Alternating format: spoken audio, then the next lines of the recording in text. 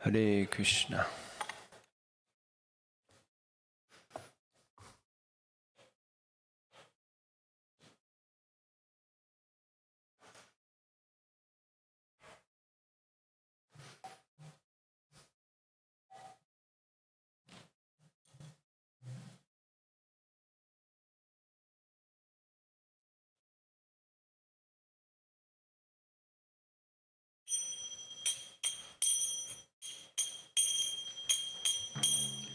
Jai Radha Madhava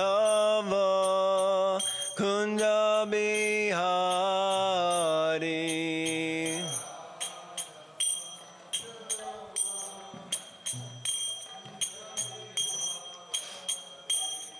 Jai Radha Madhava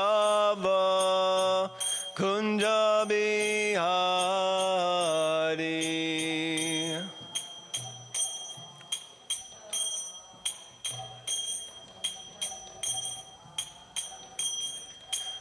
Gopī-gaṇera Girivardhari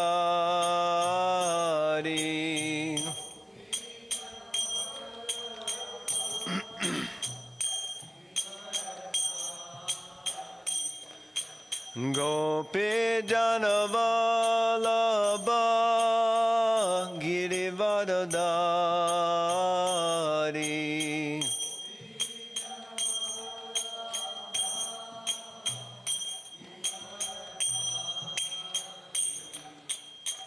Yashoda Nandana Braja Janaranjana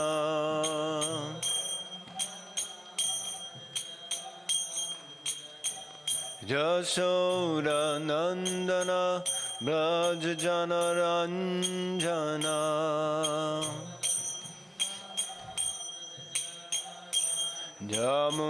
Yamunatira Manachari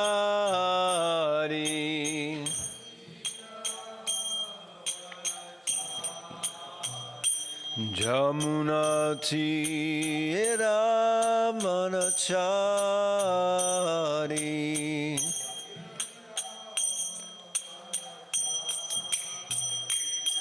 Jai Radha Madhava Kunja Bihari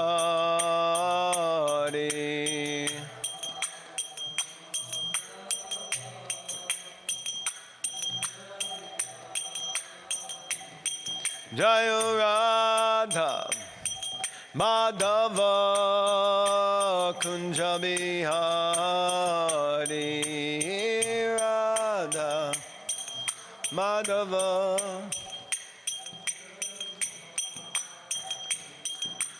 Gopī-gaṇera Girivardhari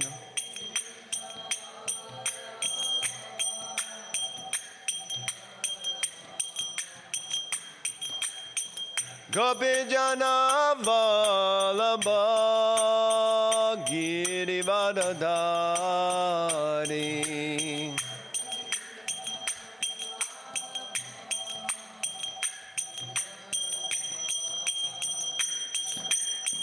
Yashoda Nandana Braja Janaranjana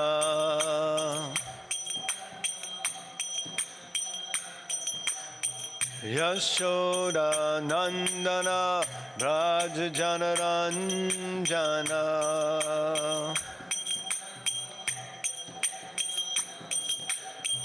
Yashoda Nandana Braja Janaranjana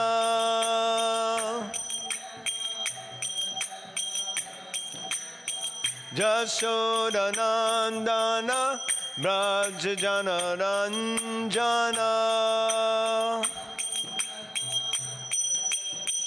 Yamunatira Manachari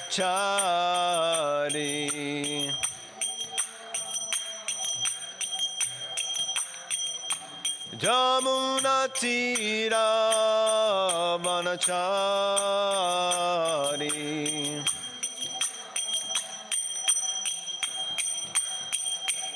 Jayo Radha Madhava Kunja Bihari.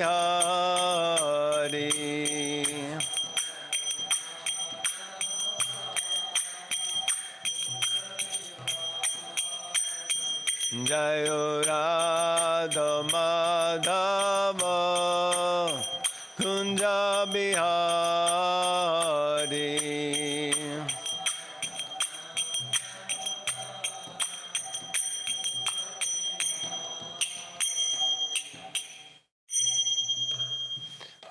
Jayam Vishnupad Paramahamsa Paravraj Kacharya Stotra Satis Divine Grace A.C. Bhaktivedanta Swami Srila Prabhupada Ki Jai. ISKCON Founder Acharya Srila Prabhupada Ki Jai. BBT Founder Srila Prabhupada Ki Jai. Nam Acharya Srila Haridas Thakur Ki Jai. Prem Sigaho Shri Krishna Chaitanya Prabhu Nityananda Shri Advaita Gadadhar Shivasadi Gaura Bhakta Vrinda Ki Jai. Shri Shri Radha Krishna Gopa Gopinath Shama Kunda Radha Kunda Giri Govardhana Ki Jai. Shri Vrindavan Dham Ki Jai. Mayapur Navadvip Dham Ki Jai. Ganga Mai Ki Jai. Jamuna Mai Ki Jai. Tulsi Devi Ki Jai. Bhakti Devi Ki Jai. Shri Shri Radha Govinda Ki Jai. Jagannath Baladev Subhadra Devi Ki Jai. Shri Shri Jai Nitai Ki Jai. Giriraj Maharaj Ki Jai. Harinam Sankirtan Yagya Ki Jai. Briham Mridanga Transcendental Book Distribution Ki Jai. Be a gardener for Krishna Ki Jai. Transcendental Chaitanya Charitamrita Distribution Ki Jai. Nitai Gauda Premanandi. All glories to the assembled devotees. All glories to the assembled devotees. All glories to the assembled devotees. All glories to the lotus feet of Sri Guru and Sri Gauranga. All glories to Srila Prabhupada. Om Vishnu Padaya Krishna Prasthaya Bhagavate Shrimad Radha Swami Vishnu Padaya Shrimad Bhaktivedanta Swami Namaste.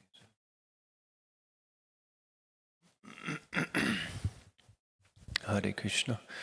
Welcome everyone. Thank you so much for being present for the Chaitanya Charitamrita class. As Prabhupada said, these books are not just for distributing, but they are meant for reading. Haribol, yes. So we should also hear from them. So before I begin, I would like to first express my deep gratitude and appreciation to the devotees for continuing to tolerate me, invite me to give class, and be present here for the ecstatic kirtan and sangha of the devotees of Shri Shri Radha Govinda, and to bask in their amazing and beautiful darshan. Only by the mercy of Vaishnavas is anything possible, so I am seeking your blessings. Archita Prabhu, please, if you can give your blessings so that I can speak something relevant and bona fide from the pages of this most exalted scripture, the Grantaraj Sri Chaitanya Charitamrita, especially leading up to the auspicious occasion of the appearance of Sri Chaitanya Mahaprabhu, and following on from the very auspicious occasion yesterday of the appearance of Srila Bhaktisiddhanta Saraswati Thakur, who said that his only solace in life was the Chaitanya Charitamrita, if I'm not mistaken. So if he had to choose one book, it would be CC. Like that. Okay, so we are reading today from the Adi Leela, chapter 4, the confidential reasons for the appearance of Sri Chaitanya Mahaprabhu, which is what I will also speak on Sunday at the Sunday Feast Talk. And today we'll start with text 171 and go up to 173, where there is a short purport that leads us to a longer purport in the Bhagavatam. So before we begin, we'll recite the invocation, and I will read 171, 172 on my own, and we can recite 173 together. Jaya Jaya Shri Chaitanya Jaya Nityananda.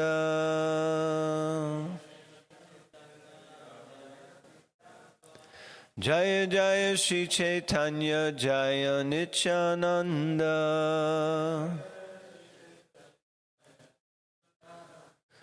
Jaya Dvaita Chandra Jaya Gaura Bhakta Vrinda. Jai Advaita Chandra Jaya Gaura Bhakta Vrinda.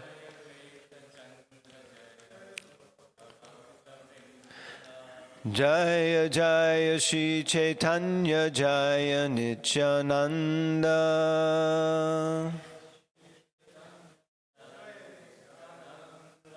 Jaya Advaita Chandra Jaya Gaura Bhakta Vrinda.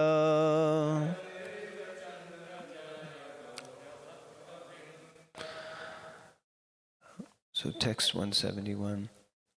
Ataeva kāma-preme bahuti antara andha-tamaḥ nirmala bhāskara. Translation. Therefore, lust and love are quite different. Lust is like dense darkness, but love is like the bright sun. Text 172. Ataeva gopī-gaṇera nāhi kāma-gandha kṛṣṇa-sukha lāgi mātra sambandha. Translation. Thus, there is not the slightest taint of lust in the gopis' love. Their relationship with Krishna is only for the sake of his enjoyment. And text 173, you can please repeat. Yate sujata charan buruham staneshu Bita shanai priyadadim mahi karkayesheshu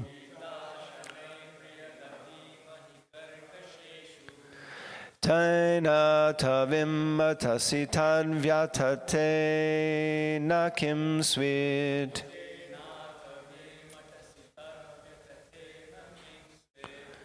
Korpadir brahmati dir bhavadayusham nāhi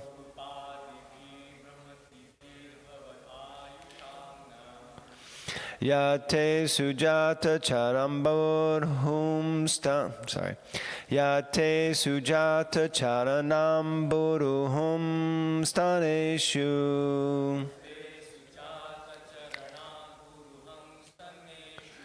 Bita shanai priyadadim mahi karkasheshu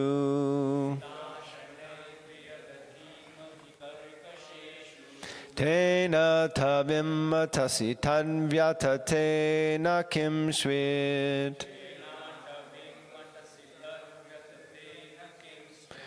Kurpadibir brahmati dir bhavadayushamna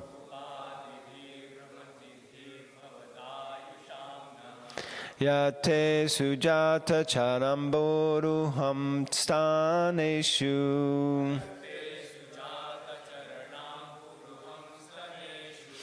Bita shanai priyadadim mahi karkasheshu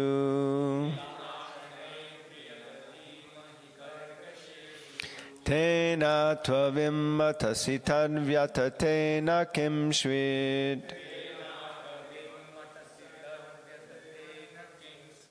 Kurpadibir brahmati dir bhavadayushamna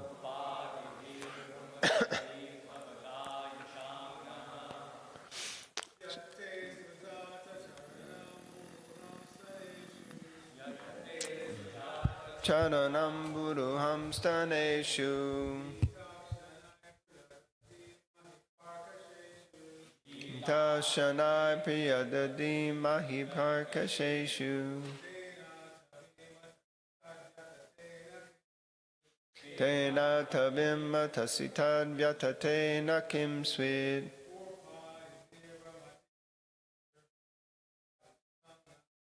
Upadabir brahmati dir bhavadayushamna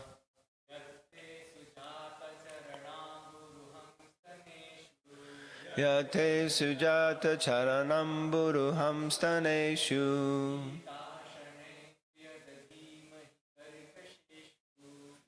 Darshanai priyadadam Hishu.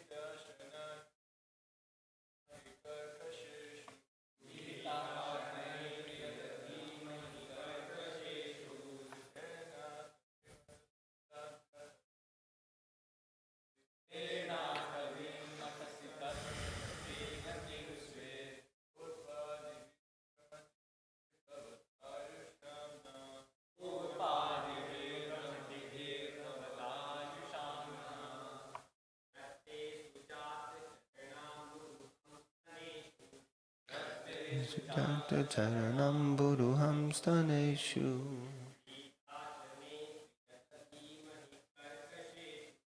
Vitashanai priyadati mahi karkasheshu.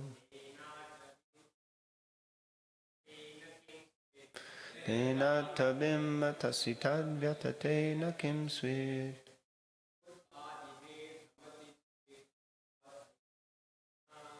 Gopānibhir brahmatidir bhavara yushanaha. Ladies, please.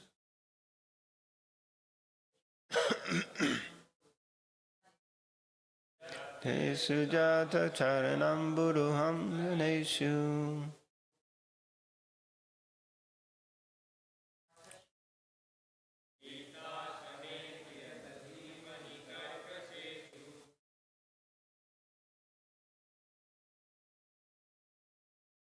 Inatavim sachigatadate kim swit.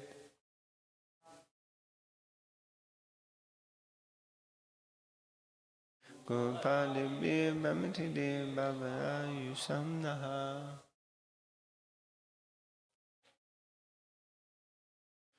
Yate sujata charanam buruham staneshu.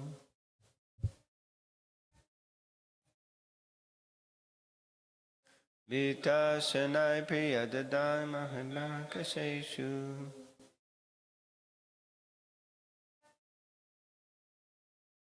Tena tavim matasitad vyatatena kim swit.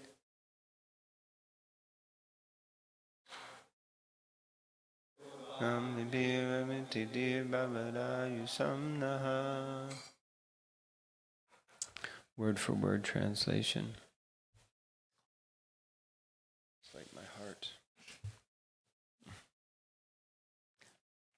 Yat, which, te, your, sujata, very fine, charana amburuham, lotus feet, staneshu, on the breasts, bitaha, being afraid, shanai, gently, priya, oh dear one, dadimahi, we place,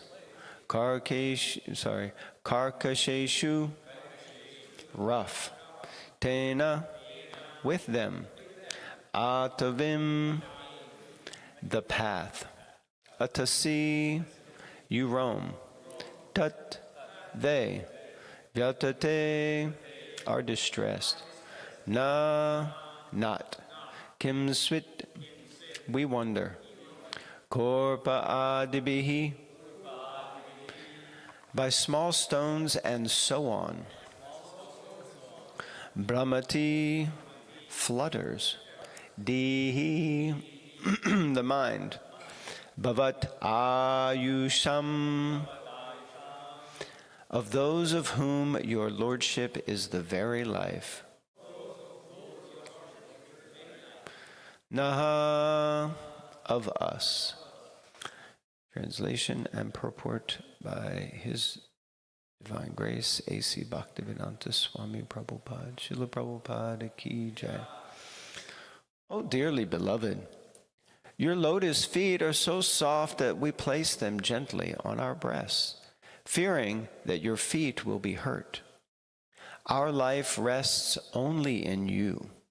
Our minds, therefore, are filled with anxiety that your tender feet might be wounded by pebbles as you roam about on the forest path. Purport. This text from Srimad Bhagavatam 10:31-19 was spoken by the gopis when Krishna left them in the midst of the Rasa Leela. Now that is a powerful purport.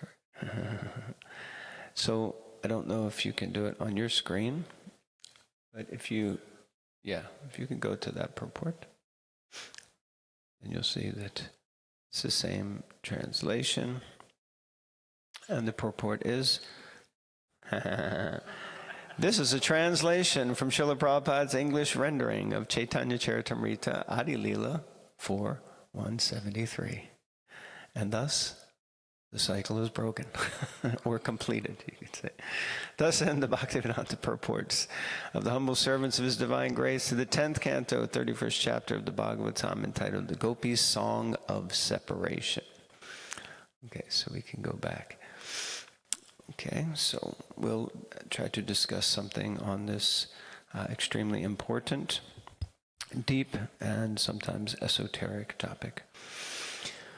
Om Jnana-timirandasya Jnananjana Shalakaya Chakshurumilitangena Tasmai Shri Guruve Namaha Shri Chaitanya Manobhishtam Stapitam Gena Bhutale Swayam Rupa Kadamayam Dadati Swapadantikam Vandeham Shri Gurun Shri Yuta Parakamalam Shri Gurun Vaishnavamscha Shri Rupam Sagrajatam Sahagana Raghunathan Vitam Tam Sajivam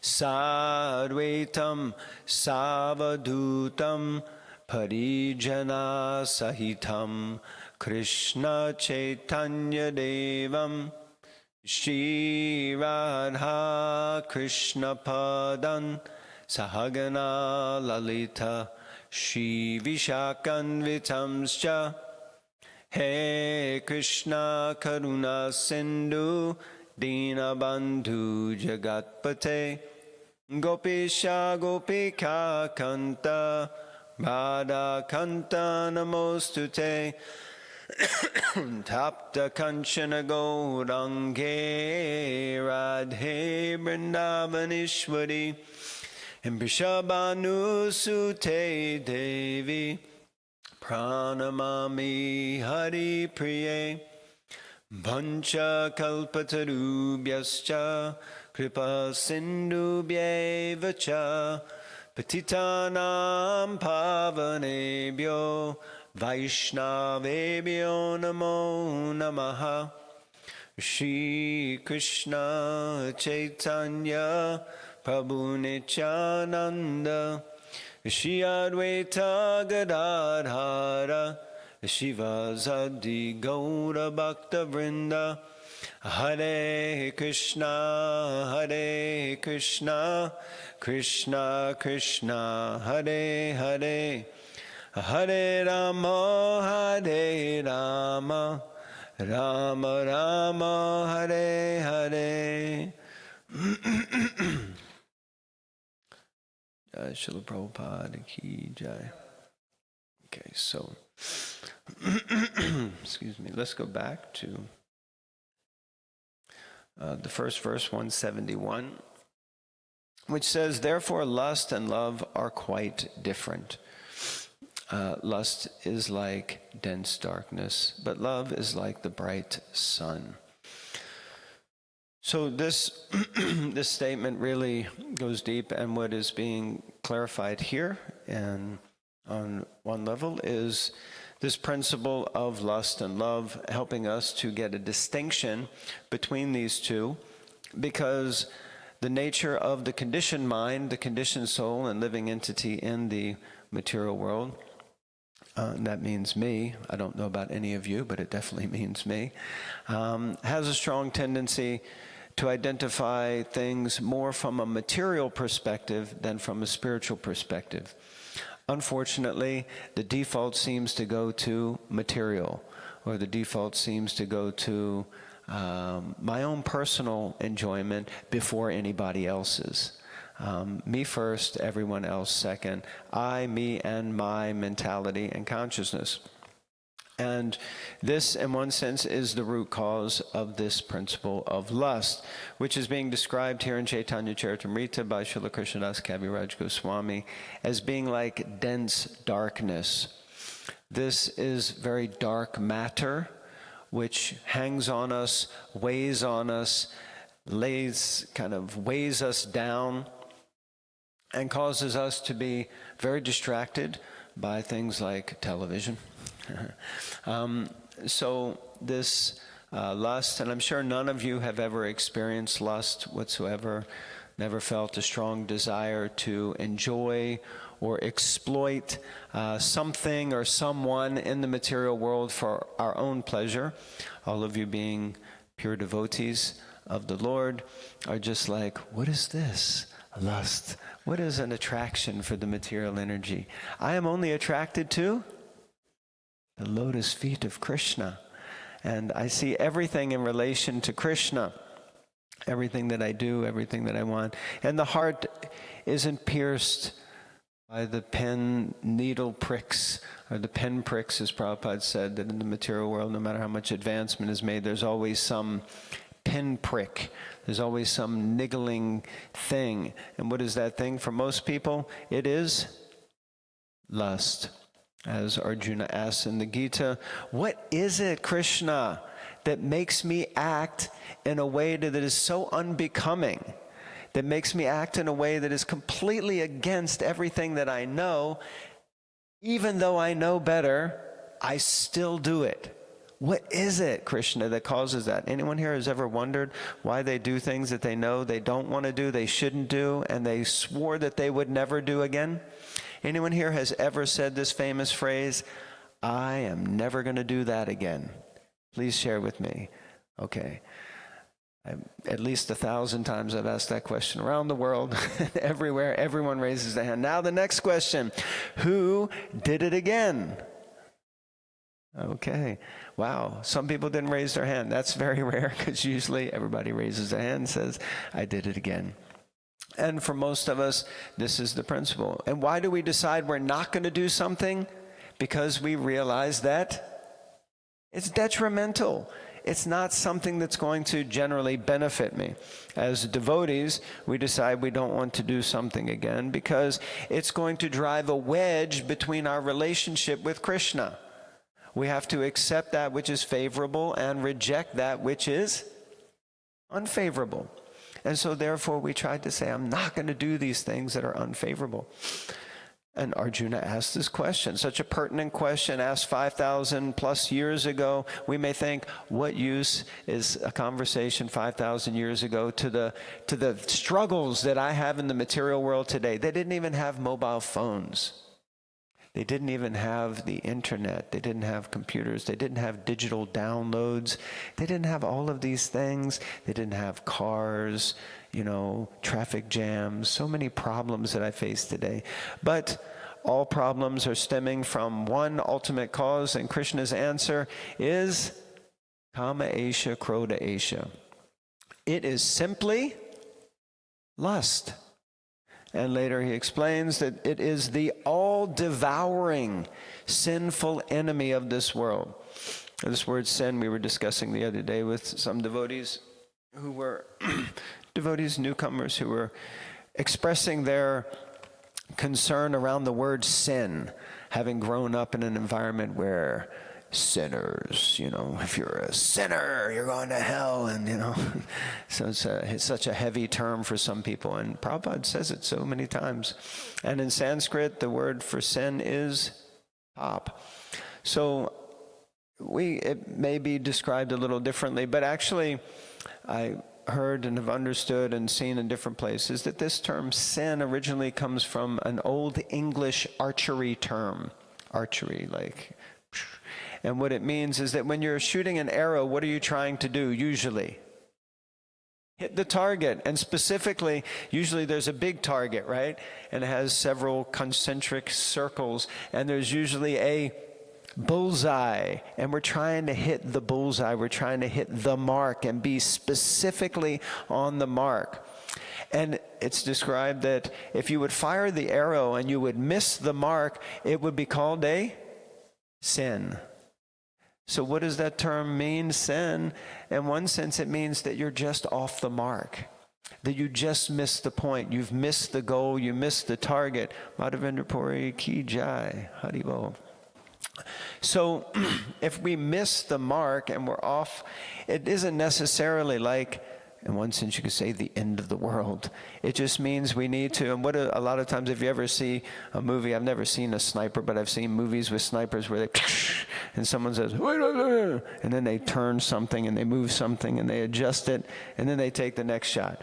So it just means if we make a mistake, we have to adjust. We have to realign ourselves and refocus on the goal. Otherwise, the next shot we take is also going to be a sin.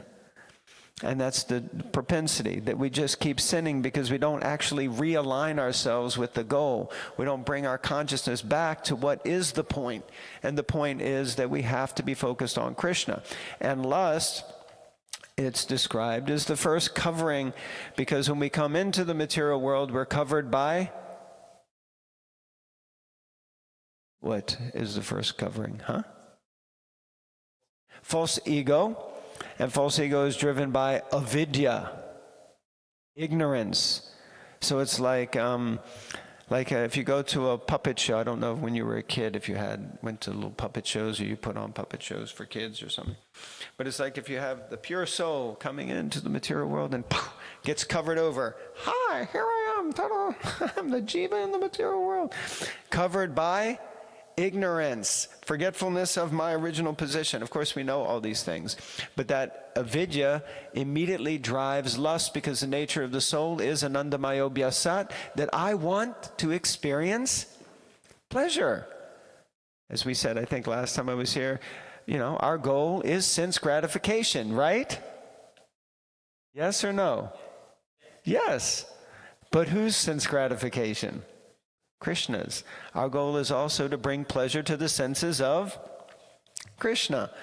And interestingly enough, inadvertently, as soon as we give pleasure to the senses of Krishna, we also experience pleasure. But that's not the goal.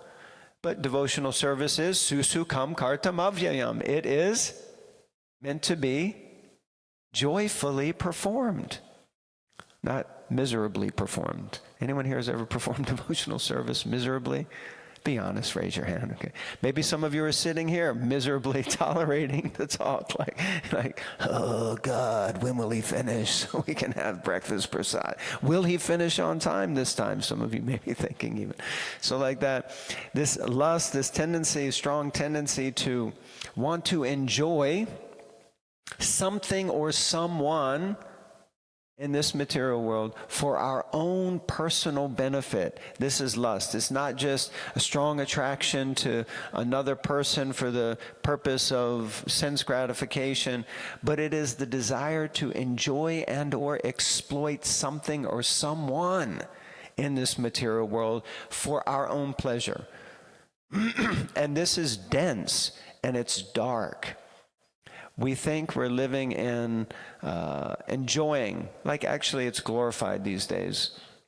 Like, I don't know if any of you know, but Janavi Devi, she was nominated to win a Grammy, right? She was nominated for a Grammy Award, which is quite, significant for a devotee to be nominated for a Grammy. This is awesome. This is such an immense credit to Srila Prabhupada and his mission that finally devotees are moving into these kind of circles. So I was thinking, because someone reminded me, and I went, oh, I wonder if I can actually see that. And I turned on the Grammys for about 15 minutes, And what I saw was, wow, my dear Lord, is this the way that music has gone? And is this how people decide to dress? I mean, and I was thinking, it is so driven by lust. So driven by lust. How can I excite the lust in someone else? It's like almost demoniac, you know? It's like, how can I, and do what? Just pull attention to myself. How can I pull more attention to myself? How can I act in such a way that it allures and, attracts?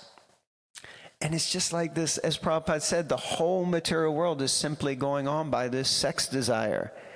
And then the idea is to just exploit that to the maximum. And it's like, you are the most cool if you are the most lusty, or you can invoke the most lust in someone else. So it's dense, it's dark, it's very difficult to get out of because it originates with Krishna. It originates with Krishna's dearest devotees, right? The gopis are lusty, right? It says it again and again in the Bhagavatam, doesn't it? Yes or no? It says the gopis experience lust. But that lust is not like the lust that we know. Actually, that experience of lust, using that word to relate to what we understand, is actually defined here as love. That's prema. The true desire to give pleasure to Krishna. And that's what the second verse says. And Prabhupada says, or Krishnadas Kaviraj Goswami says, that love is like the bright sun. So we're either covered in the dense darkness of ignorance and lusty desires, or we're illuminated by light and we feel weightless. Anyone who's ever had that feeling where you just feel like a weight gets lifted off of you? This is when we become free from lust, which is for many a lifelong challenge. You know, the story is that Akbar and Birbil, that Prabhupada tells that he says to the king, the king's like, I'm happy I'm getting old, maybe this lust will go. And he said, no, come on with me. Let's go visit the gentleman in the hospital. He's like on that verge of death, whatever, in his 80s, 90s. And he says, but bring your daughter, the princess, along. So the king enters the room, and this man's lying on his deathbed. And the king comes in, and he's like, yeah, all right, Bo. But then the princess enters, and he's like, oh. All of a sudden, there's life in the old man still, There's some hope for something. Just because that desire to enjoy is so strong. So like this principle of lust, when it gets lifted off of us, we actually feel so much lighter, so much at ease. And in the next verse, Krishnadas Kaviraj says that there is not the slightest taint of lust in the gopis' love. Their relationship with Krishna is only for the sake of his enjoyment. And this begs the question for ourselves, because we have to obviously be thinking, what has all this got to do with my personal progress in devotional life? How can I apply what I'm hearing from the Bhagavatam in my life? And then we can see in our own life, in our relationships, how often are we trying to do something for someone else simply for the sake of their enjoyment? Or how often are we motivated by what I can get out of it? I don't know if any of you have friends that you only hear from when they want something. Like you see on your phone the message pings and you're like, oh, I wonder what they want. Right? People reach out, or we only get in touch. We're so busy sometimes that we only get in touch or speak to other people when we need something or want something. Now, of course, if it's for the purpose of devotional service, that's one thing. But at the same time, the principle is, really what's happening here is the distinction between being selfish and being selfless. And of course, becoming selfless, the famous saying, everyone knows this famous saying that, becoming selfless doesn't mean that you think less of yourself. It just means that you think of yourself less. Does that make sense? Doesn't mean that I become derogatory about myself, but that I just try to put others before me. And the description Srila Prabhupada gives of the example in the material world of someone who is the most selfless is a mother. The mother's love for the child. That a mother is the best example that we can see in the material world of someone who is selfless. And if you're a mother, and any mothers, there are some mothers here, but if you're like an actual mother, then it's like, first, I don't know, men, you're not going to have to deal with this, but just like carrying a basketball around in your stomach for like 9 to 10 months, like, fully inflated, and just, everyday pain, carrying extra weight, kicking, so many things, discomforts, cravings, hormonal things that happen. I mean, it's just like that in and of itself is really intense. Like you carry, and actually each and every one of us, somebody did that for us. Of course, we may have wished it hadn't happened, but nevertheless, it did. Here we are in the material world because of someone's sacrifice to and then once you're born, usually, what do kids do most of the time when they're babies? I think there's 3 or 4 things. Cry a lot usually. Pass stool and urine perpetually, which is usually funky colors and smells horrible. And then what else? Needs to eat. I think it's primarily those 3 things, right? And sleep. That's it. And sleep. So this is generally, and you're getting nothing out of it. What are you getting out of it usually? Lack of sleep, headache, problems, so many things. You're not really getting anything out of it. But the mother continues to give love. Of course, this is in the ideal world. In Kali Yuga, people even in this weather leave their kids out on the street. They do leave their kids in the car in the heat. They do all kinds of things, People just don't care. But the principle is that the mother's love is just like surrounds the child and gives shelter, gives support. So this idea of selflessness, that we just want to do something without any desire for reward. And if we're probably honest, most of us are definitely still slightly at least motivated by getting some return on our investment. Am I the only one that's like that? Please don't leave me standing here or sitting here with my hair. Okay, I can see most of you are completely selfless, but I'm definitely I still think, well, if I do that, what am I going to get out of it? Why would I drive all the way to this thing? Or why would I go all the way here? Why would I call this person? Why would I make this donation? Why would I do...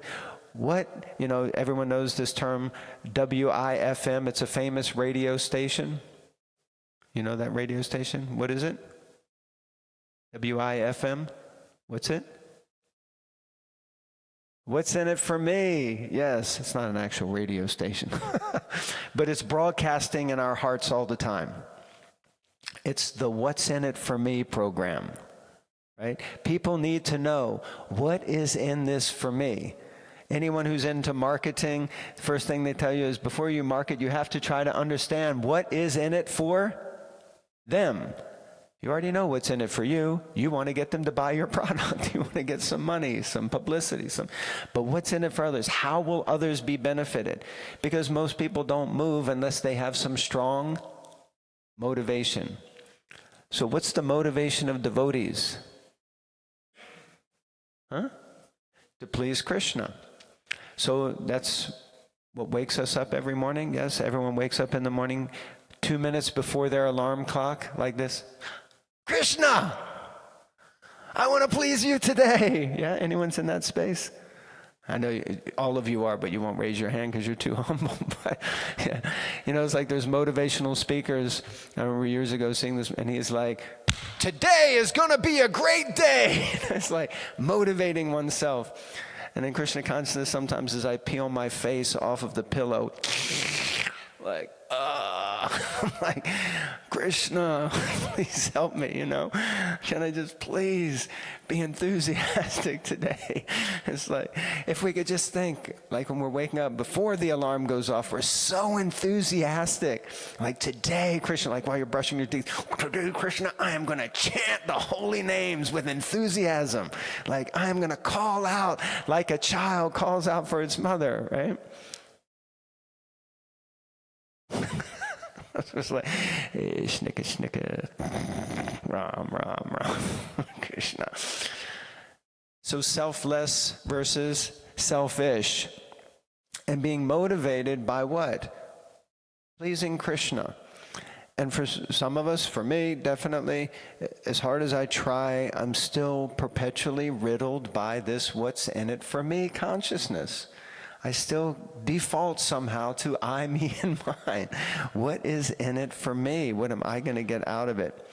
So, fortunately, the acharyas, and specifically Srila Rupa Goswami, coming in line of Sri Chaitanya Mahaprabhu, gave us this verse, Anyabhilashita shunyam jnana karma janavritam anakuyenam Krishna nushilanam bhaktir uttamam.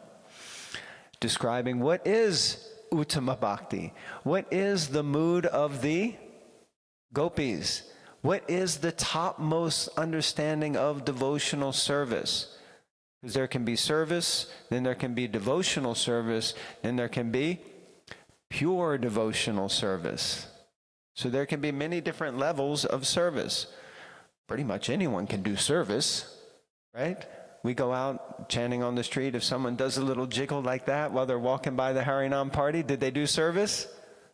Shivaram Swami once told us in a Sankirtan meeting that, because we would take out these boxes of books and sit them on Oxford Street and distribute books. And he said, if someone comes by the box and just bends down to tie their shoelace, he said, they've done service because they've like bowed down in front of the books.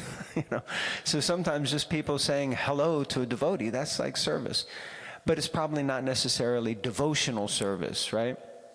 Because they probably didn't have any devotion. So then you can graduate to devotional service where you have a little bit of devotion and you're trying to do something. But it may still be mishra. It may still be mixed with other motivations and desires. Because that's what keeps it from being Uttama Bhakti, or pure devotional service, which means that I have no motivation. And what is the translation? Srila Rupa Goswami or Srila Prabhupada translates as, when first-class devotional service develops, one must be devoid of? What's the first thing we must be devoid of?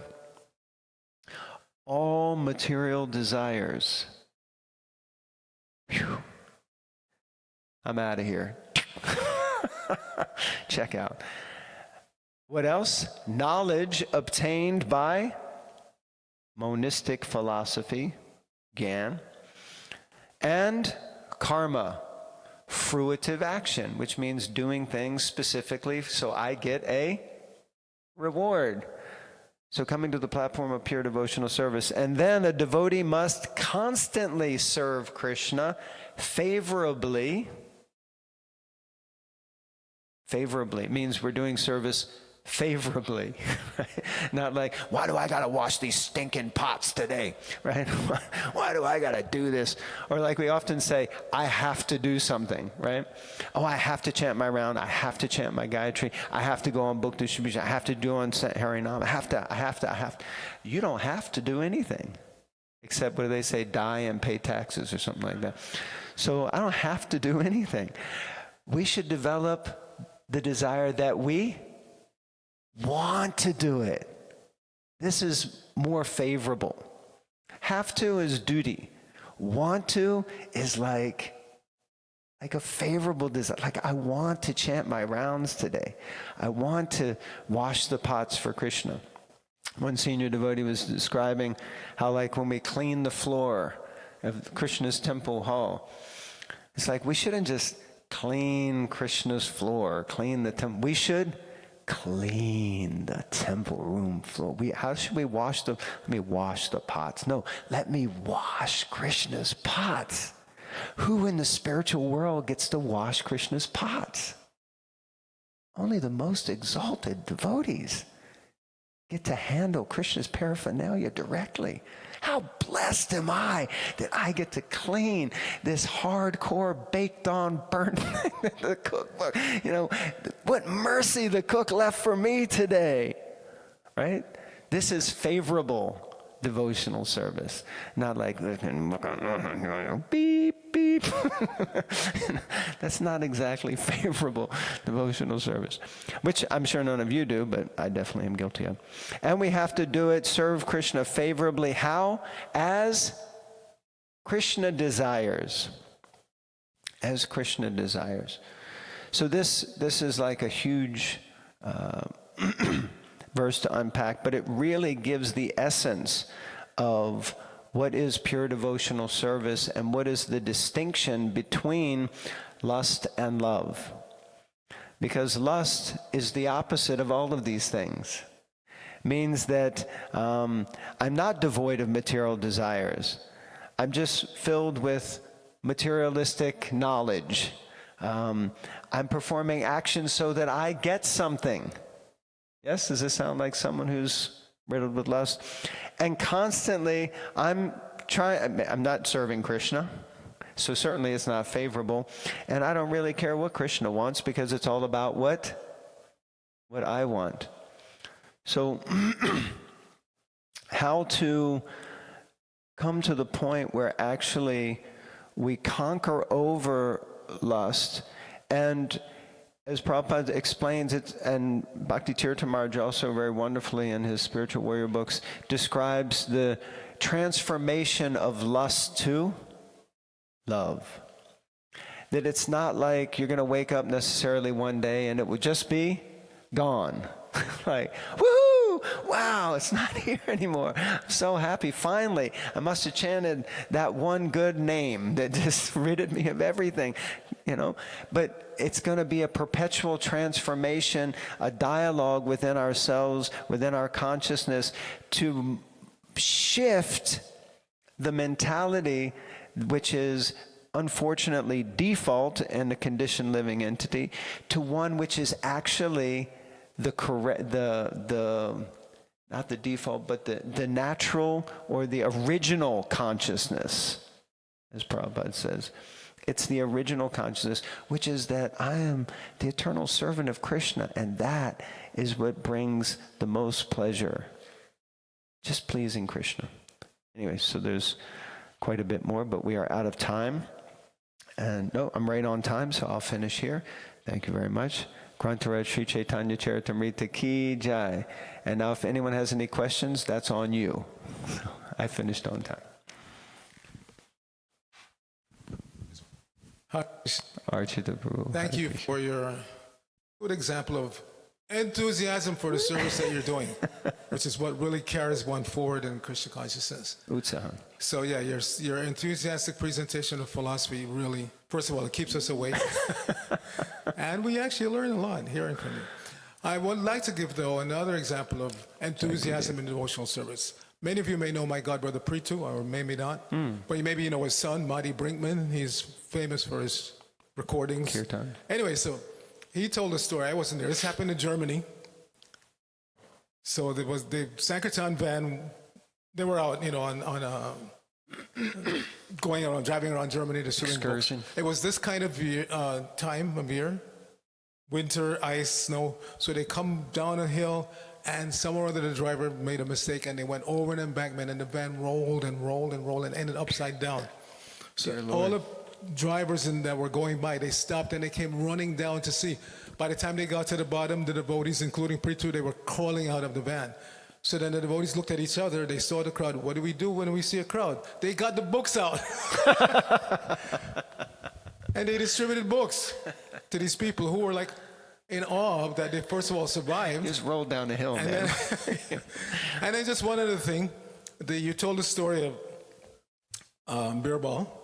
So Yes, Prabhupada told Birbal. that story quite a few times.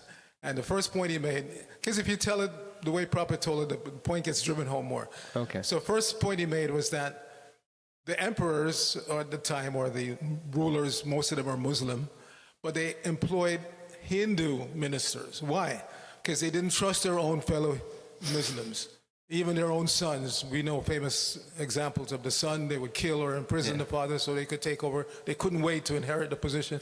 So they would generally, and also they had appreciation for the knowledge of the Hindu ministers because they were, pretty well versed. So the king approached Birbal one day. They were just conversing. He said, "When does lust stop?" And Birbal told him it doesn't. No, but when you get old, the senses get weak, you must. Birbal said no. So the king, I don't believe you.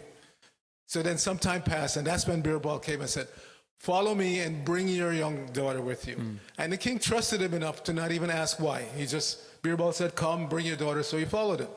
He didn't tell him that they were going to a dying man. He just said, "Follow me." So they went into the room, and before they went in, Birbal told the king, he said, "Look at the eyes of this guy. We're going to see this guy now. He's just about to leave. Watch his eyes." So the king, again, obediently followed his minister's request. And he went in the room and he saw that the guy wasn't looking at him. The king comes in, the guy was looking at his daughter. So then he realized, yes, Birbal is telling the truth. Lust does not end with old age or even death. It just persists. Beautiful. Haribo. Thank you. Yes, my lord. Hey Krishna, I really liked your class. I love the enthusiasm. I just had a question and a comment. Okay. In the Srila Prabhupada Lilamrita, when Prabhupada was walking with a crowd and people were touching his feet, he walked and talked to a disciple who said, Prabhupada told him, "Do you know why they are worshiping me? It's because I am free from sex desire." And when I read that, I'm like, whoa. And also, I have a question. So on this point, that shouldn't become our motivation to become free from sex desire, so that people worship me. But anyway. Right. I was wondering if you can explain the difference of is it the same or different of Kubja's lust versus the gopīs' lust? Very nice question. So, in one sense, no. Initially, Kubja's lust was simply to enjoy with Krishna, but directing any of that towards Krishna immediately is purifying, because we're directing that propensity to the correct place, if that makes sense. So like Krishna says, akama sarvakamo va mokshakama udaradihi, that whether you're full of, akama, you have no material desires, sarvakama, you're full of material desires, or mokshakama, you're desiring liberation, you should still approach me. But my understanding, and Arjita Prabhu could correct me, that Kubja was initially kind of on the material platform, but Krishna showed mercy to her and engaged that lust and then transformed her into a pure devotee. But initially she was approaching from a more material perspective. So it wasn't the same. Add to that, why was she with Krishna in the first place? Because he did her a great favor. She was a hunchback, and he straightened her out, made her to a normal human being. So her mood was one of gratitude. But because she was still on the material platform, the only thing she could offer was her body. That's how she was trained as a materialistic person, to show gratitude. Okay, beautiful. We don't approach Krishna necessarily in that mood. No. There are many things we can do to please Krishna besides that. Go out on Sankirtan, try to engage others in the process of devotional service. But that was her mood. She wanted to please Krishna, but because she was on the material platform, that's all she knew. Beautiful. So Krishna, like you said, when you approach, he's pavitram, he's the supreme purifier. So if you approach Krishna in any way, gradually or sometimes immediately, that desire will be transformed and you'll become pure. On that point, and I'll finish with this because we've definitely gone over. Mahatma Prabhu's book, Bhakti, he makes a really nice point about how, in general, we make offerings to Krishna, like, cook the breakfast offering and you offer it to Krishna. But you're meant to be cooking not for the purpose of your enjoyment, but of course, how many people here like to honor the Mahaprasad afterwards? Of course. So generally what we're offering to Krishna is something that will bring pleasure to Krishna, and a lot of times that's also something that would bring pleasure to us. So he was making this really important point that when desires come in the mind, when you're chanting or whenever you have them, they're bhoga. Bhoga means to be enjoyed. It means it's something that we're trying to enjoy. So if we can somehow offer that to Krishna, even within our mind, within our heart, like it may not even be a nice thing. We know that it's actually nasty in one sense, but still we're holding on to it in our mind, trying to enjoy it. So we have to let go of it by offering it to Krishna, just saying, Krishna, this isn't even a nice offering. I don't know why I want to hold on to it and enjoy it, but I want to let go of it and I want to offer it to you first, because actually everything should be offered to you, and especially things that I want to enjoy. They're actually your property. They belong to you. And it's a really interesting consciousness when you consciously let go and offer those things. It really does have a transformational effect. Okay, thank you very much. Hare Krishna.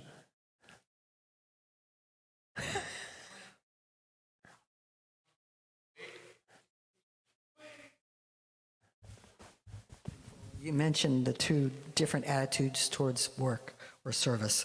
You have to and you want to. Yes. Would those not correspond to Vaidhi sadhana bhakti and Raganuga sadhana bhakti? Yeah. So we really want to get to that Raganuga as soon as possible. Absolutely. So we can get out of bed in the morning with a smile. Beautiful. Thank you. Grantaraj Sri Chaitanya Charitamrita ki jai, Ananta Koti Vaishnava Vrinda ki jai, Srila Prabhupada ki jai, Nitai Premanandi, Hari Hari Bol.